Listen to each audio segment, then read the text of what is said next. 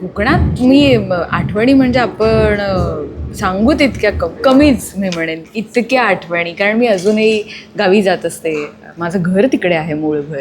त्यामुळे कोकण म्हणजे खूपच खास आहे, स्पेशल आहे. माझ्या आठवणी म्हणजे आमच्या घरापासून अगदी थोड्या अंतरावर आमच्या कुडाळेश्वराचं मंदिर आहे, जे आमचं ग्रामदैवत आहे, जिथे खूप प्रकारचे उत्सव, प्रत्येक सण साजरा केला जातो. मग त्याच्यासाठी आम्ही दरवेळेला एक्सायटेड असायचो की रामनवमी येणार, मग 7-8 दिवस देवळाकडे खूप कार्यक्रम.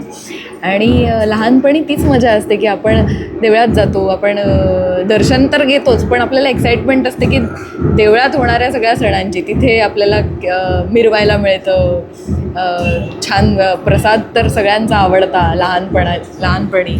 तर ह्या सगळ्या गोष्टी, अशा मजा मस्ती तर आम्ही खूप केली आहे. आता जाणं फारसं होत नाही कामानिमित्त, 1-6 महिन्यातून एकदा वगैरे अशी फेरी होते.